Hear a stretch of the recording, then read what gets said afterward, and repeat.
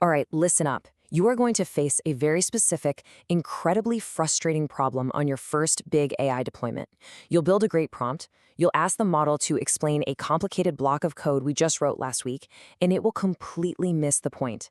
It's going to answer you with absolute confidence, but it is straight up hallucinating. So today's explainer is all about exactly why that happens, and way more importantly, the architecture we use to fix it for good.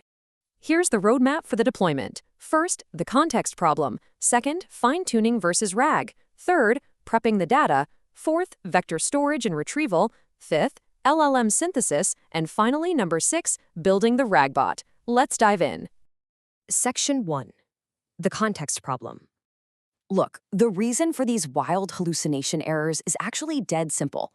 Large language models, at the end of the day, are just massive pattern-matching machines. They regurgitate whatever they were trained on, but they don't know our specific company codebase. They don't know our secret sauce. And if you try to push this to production in high-stakes fields, think law, medicine, finance, without that exact context, it is downright dangerous. So as engineers, that leaves us with a pretty massive hanging problem.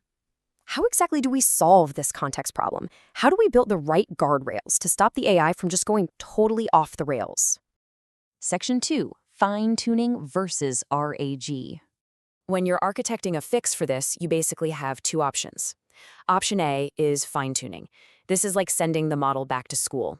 You are literally retraining the base model. It costs an absolute arm and a leg in GPU compute time. And worse, if our internal data changes tomorrow, you're back to square one. Option B is RAG. RAG is our street-smart, agile cousin. There's no retraining of the base model. It uses minimal compute, and we get instant, live updates whenever our data changes. RAG stands for Retrieval-Augmented Generation. Instead of retraining a giant model, we build a clever context engine. Think of it like giving the LLM an open book test. It doesn't need to actually memorize our entire server architecture in advance. We just hand it the exact relevant system logs the literal second the user asks a question. So it saves us cache and it stays current. Awesome. But let's look at the actual pipeline. How does this RAG wizardry actually work under the hood? Section 3. Prepping the data. Okay, step 1 is data intake.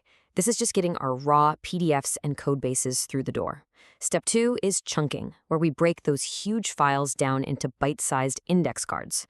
Now, listen closely here, because poor chunking quality is a massive deployment risk. If your chunks are too large, the AI gets totally overwhelmed and confused. If they're too small, it loses the semantic context entirely. Step 3 is embedding. This is where we assign precise, multi-dimensional GPS coordinates to that data based on its actual meaning. For your toolkit, I highly recommend using LangChain. Specifically, their text split functions are great. Or you can use Llama Index for the chunking phase. Then, to embed these coordinates, Google's Text Embedding API or OpenAI's Text Embedding 3 are going to provide all the horsepower you need. Section 4, vector storage and retrieval. Step 4 is vector storage, which means loading those mapped coordinates into a high-performance database. Step 5 is retrieval. The user asks a query, we embed that query on the fly, and run a similarity search to pull the top matching cards. A quick word of warning here. Choosing the wrong similarity search algorithm is brutal. Like, if you use Euclidean distance instead of cosine similarity for certain types of text embeddings, you will completely break your retrieval accuracy. So choose wisely. For the database itself, Pinecone, Chroma, and Qdrant are the industry standards right now. Now, let's say you deploy this and immediately face database retrieval latency issues. I want you to run through this checklist. Are your vectors actually indexed properly? Is your payload size way too heavy? And are you accidentally routing globally instead of locally? Always monitor your two key metrics here. Retrieval accuracy, meaning are you pulling the right chunks? And overall system response time. Section 5. LLM synthesis.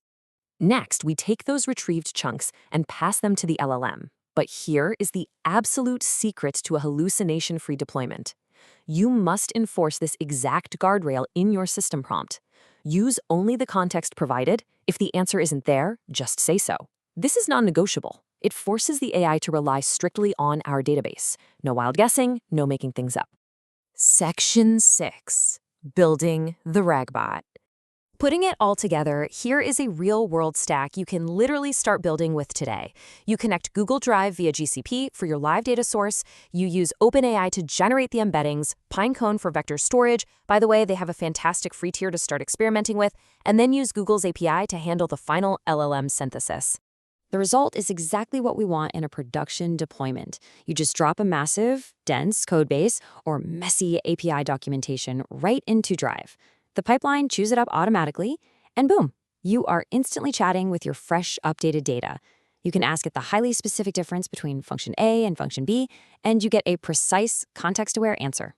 RAG is the game-changer architecture that makes AI actually know our specific world. It saves us massive compute costs, keeps data fresh, and absolutely stops hallucinations in their tracks. You've got the blueprint now, you know the exact pipeline steps, and you know the metrics to watch. So go grab some test data, spin up a vector database, and let's see what you can build.